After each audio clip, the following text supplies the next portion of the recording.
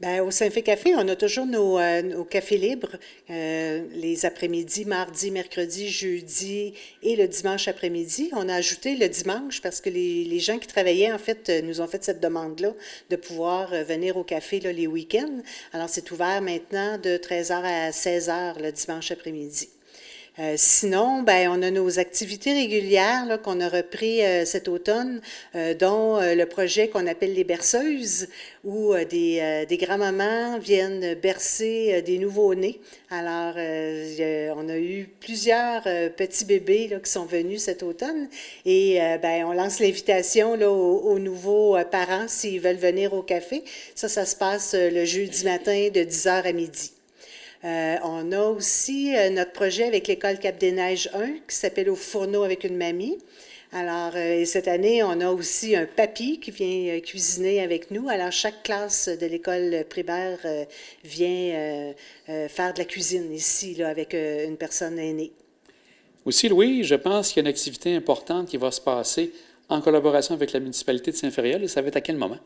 Mais en fait, la municipalité fait une fête de Noël ici sur la place de l'église, à l'extérieur, avec de l'animation, le Père Noël bien sûr.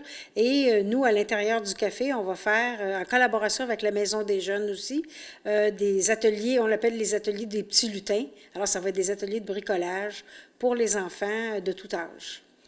Et donc, la famille qui est invitée, Oui. parents, grands-parents, c'est un bon moment pour se réunir en famille? Oui, tout à fait. Et puis aussi, je sais qu'il va y avoir du chocolat chaud, du café. Alors, ça va être vraiment une belle fête de Noël à l'intérieur et à l'extérieur. À quelques semaines de Noël, donc vous avez dit le 10, hein, c'est bien Oui, ça? le 10 décembre, c'est ça, dans l'après-midi. Par la suite, donc décembre va être déjà chose du passé. On y va pour 2024. Pour janvier, qu'est-ce que vous prévoyez dans les débuts ici en janvier? Le café, en fait, va être fermé pendant la période des fêtes là, du 22 décembre au 9 janvier. Et après ça, on a nos activités régulières qui vont reprendre.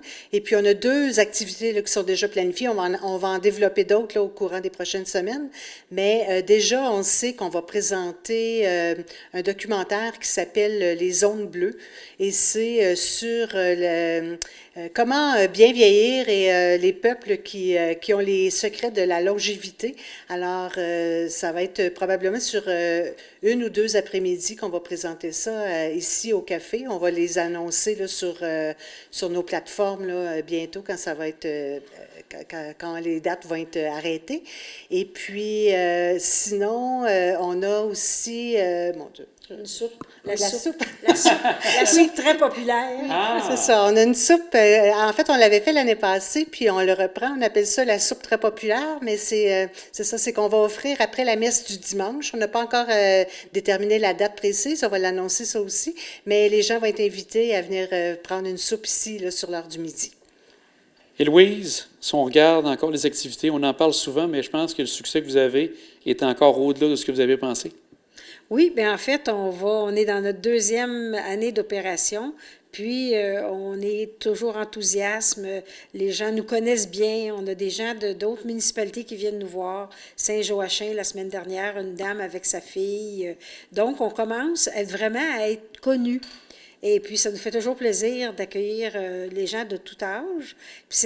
Puis on le vit vraiment maintenant, l'intergénérationnel avec la chorale, avec les fourneaux au fourneau avec une mamie ou un papy.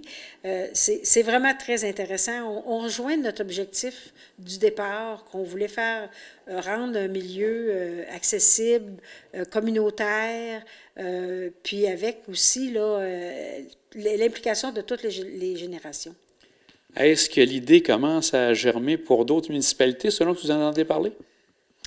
Bien, il y a des gens qui viennent nous voir, même de d'autres municipalités du Québec, puis on leur laisse nos coordonnées, on leur dit qu'on est bien disponible si on veut les aider, mais je pense que ça commence à faire des petites, ça germe, en tout cas l'idée germe, puis ça se peut qu'on en voit d'autres aussi, là, c'est intéressant.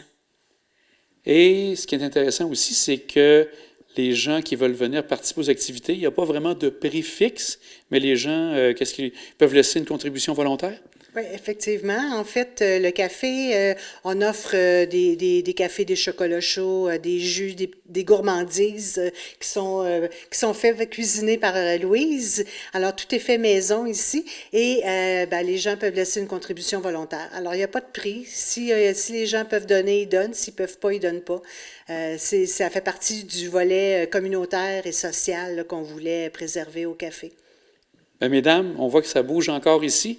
On va vous souhaiter à vous deux et à tous vos comités de joyeuses fêtes. Et je pense que vous allez participer justement à ces fêtes-là. Un grand merci. Pareillement. Bonjour.